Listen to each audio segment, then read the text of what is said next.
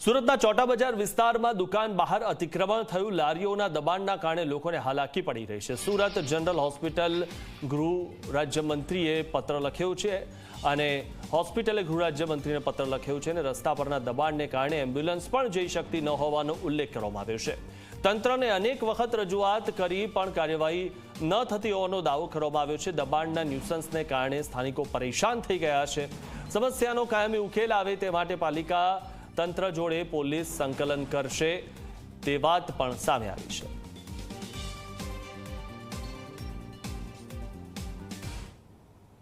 આજે અમારી હોસ્પિટલ 150 વર્ષ જૂની છે,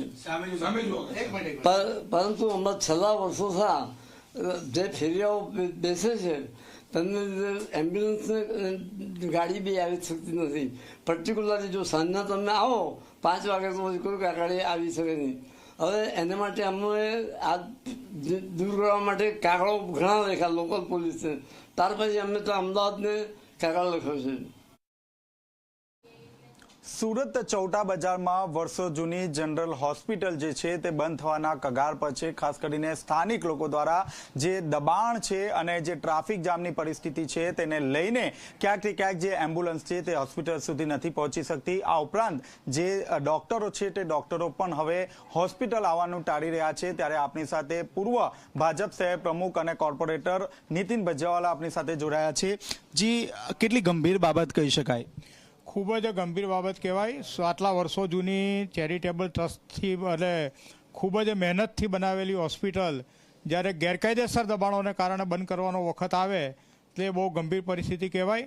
હોસ્પિટલ નહીં પણ ચૌટા બજારની પ્રતિષ્ઠિત દુકાનદારો, વેપારીઓ ઘણા અહીંયાથી બંધ કરીને બીજે શિફ્ટ થઈ ગયા છે। એનું કારણ જ આ દબાણ છે ગેરકાયદેસર।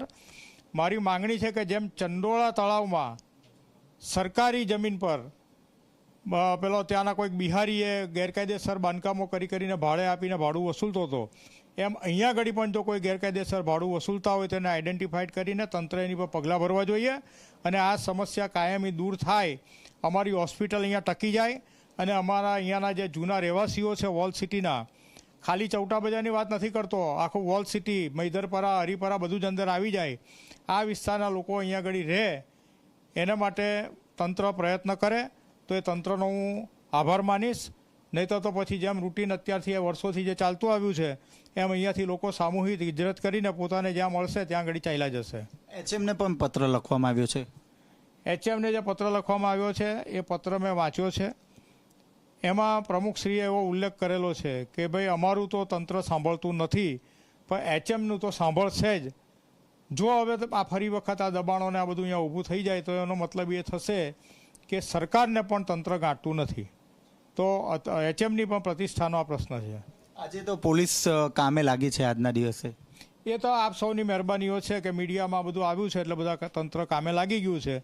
પાછું થોડા ટાઈમમાં હતી એવી પરિસ્થિતિ થઈ જશે એવી હું ખાતરી આપું છું। એમ આપણા થકી કોઈ ઝુંબેશ ચલાવાશે?